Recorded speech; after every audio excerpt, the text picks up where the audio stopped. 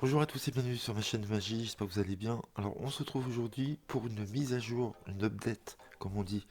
Vous allez voir, c'est un truc de dingue par rapport au tour que je vous ai proposé juste auparavant, le numéro 774. Ce principe est très ingénieux. J'ai un abonné qui m'a envoyé une mise à jour de ce tour et vous allez voir, ça va le rendre encore plus fort. Là, on tombe sur une petite pépite, je vous le dis tout de suite, c'est excellent. Donc le gros changement, vous allez voir, je vais vous refaire la démo pour ceux qui l'ont pas vu.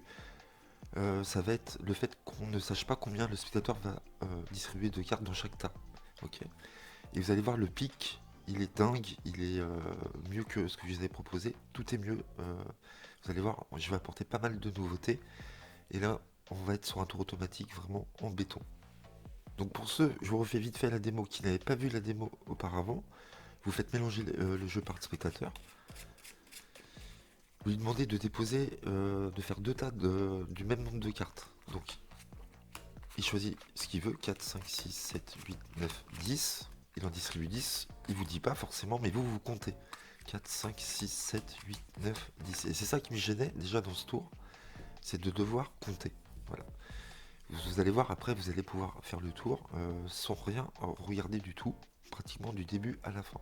Et surtout, vous ne saurez pas combien le spectateur a mis dans chaque tas. Donc là, vous savez qu'il a distribué 10 cartes, vous savez que sa carte sera en 11e position. Peu importe dans quel pack il coupe et où il coupe. Donc imaginons, il coupe ici, 3 de trèfle, il dépose ici, vous lui demandez de les remettre une à une par-dessus. Et là vous savez qu'elle est en 11e position. Donc 1, 2, 3, 4, 5, 6, 7, 8, 9, 10 et 11. Vous voyez, vous rajoutez 1 à chaque fois par rapport aux chiffres, et on tombera toujours sur la carte. Donc moi je vous avais expliqué de dire au spectateur, voilà, je vais vous poser des questions, rouge ou noir, et moi je compte comme ça, 9, 10, je sais que là c'est la bonne carte. Je vous avais expliqué à ce moment-là, pendant que je posais les questions, que je prenais un pic.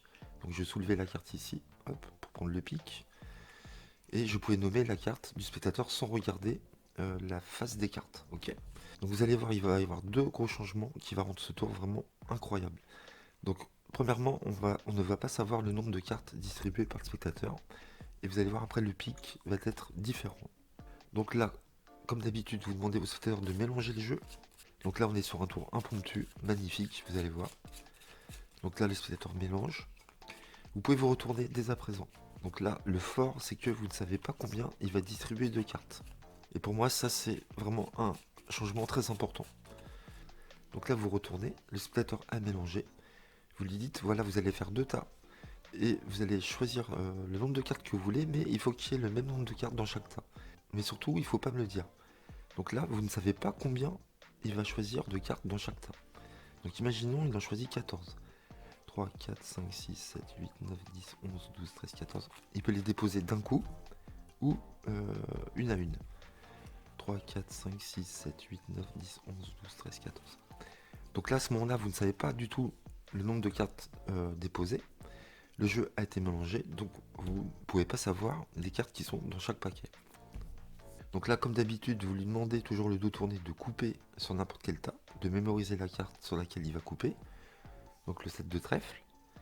Vous lui demandez de déposer ce tas là sur l'autre tas, ici, de reprendre le tas sur lequel il a déposé son tas avec sa carte, et de distribuer les cartes une à une sur le tas qui reste sur le tapis, pour encore plus perdre la carte.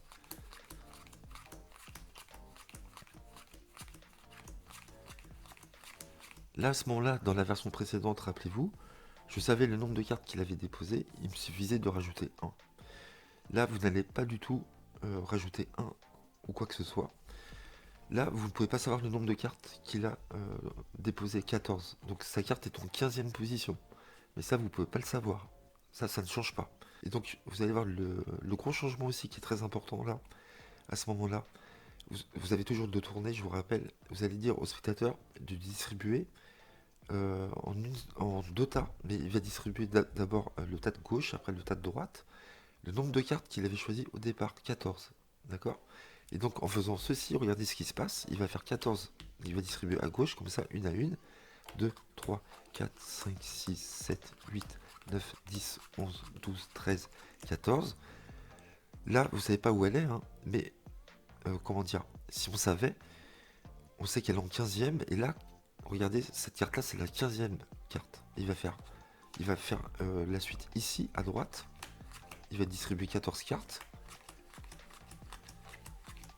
Et donc, sa carte est en dessous, le deuxième paquet. Sa carte sera toujours, puisqu'on rajoute 1.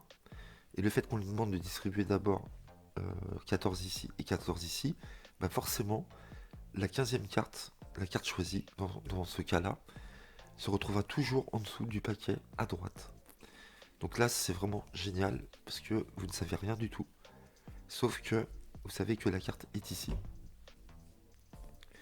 Donc là, le spectateur a fait ces deux tas. Vous aviez toujours le tourné du début jusqu'à maintenant. Maintenant, vous vous retournez et vous dites voilà, je ne sais pas combien de cartes vous avez distribuées. Là, il me suffirait de compter, mais je ne vais pas compter. Je ne sais rien du tout, je ne sais pas quelle carte vous avez choisi. Le jeu a été mélangé. Et pour perdre encore plus la carte, pour que je ne sache pas où est votre carte, je vais mélanger à nouveau les deux paquets ensemble. Et là, vous faites un riffle shuffle et vous piquez la carte à ce moment-là. En faisant le riffle, en prenant la carte ici, en la soulevant, en faisant votre riffle, et vous prenez l'information de la carte ici, tout simplement. Donc vous faites votre riffle, vous soulevez bien, vous regardez quelle carte il y a en dessous, vous faites votre riffle, tac. Vous pouvez mélanger comme vous voulez. Là, vous pouvez dire au spectateur, allez-y, mélangez encore si vous voulez. Là, vous avez pris l'information. Vous savez que c'est le set de trèfle. Et vous dites exactement comme dans la première vidéo, ne regardez pas la face des cartes et ne sortez pas la carte comme ça. Là, vous avez pris le pic, mais vraiment très discrètement. Vous n'avez pas vu la face des cartes depuis le début. Si vous voulez le faire en regardant comme ça, vous pouvez. Mais c'est bien de continuer à essayer de trouver la carte sans regarder la face des cartes. Donc là, vous faites comme dans la première démo, dans l'ancienne vidéo. Vous posez des questions. Vous dites, je pense que votre carte est rouge, je pense que votre carte est noire, elle est rouge. Ah non, plutôt elle est noire. Donc j'ai le choix entre trèfle et pique. Je pense que c'est du trèfle. Je pense que ce n'est ni une carte basse ni une carte haute. Vers le milieu, vers le 5, le 6, le 7. Je pencherai plus pour le 7. Est-ce que c'est bien le 7 de trèfle? Voilà, je vous conseille de faire la révélation comme ceci. Ça sera beaucoup plus fort dans l'esprit du spectateur. Voilà pour la nouvelle méthode qui est vraiment géniale. Voilà, là vous n'avez pas besoin de regarder le nombre de cartes distribuées. Vous avez le dos tourné. Vous ne savez rien du début à la fin. Donc le spectateur mélange. Vous retournez. Il choisit 8 cartes. Vous ne pouvez pas savoir. 3, 4, 5, 6, 7, 8. 3, 4, 5, 6, 7, 8. Sa carte sera en 9ème position, mais nous, on ne sait pas. On sait juste qu'elle sera ici à la fin. C'est dingue parce qu'il peut couper où il veut dans n'importe quel tas. Sa carte se retrouvera toujours en dessous du paquet de droite. Donc imaginons, il coupe ici. 3 trèfles, on pose ici. Vous lui demandez de distribuer toutes les cartes une à une.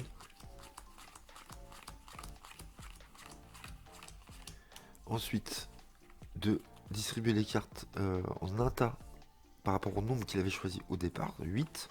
1, 2, 3, 4, 5, 6, 7, 8. Et là, la carte est ici. D'accord, il faut rajouter 1 à 8. Voilà, elle est ici. Mais nous, on ne sait pas, on s'en fout.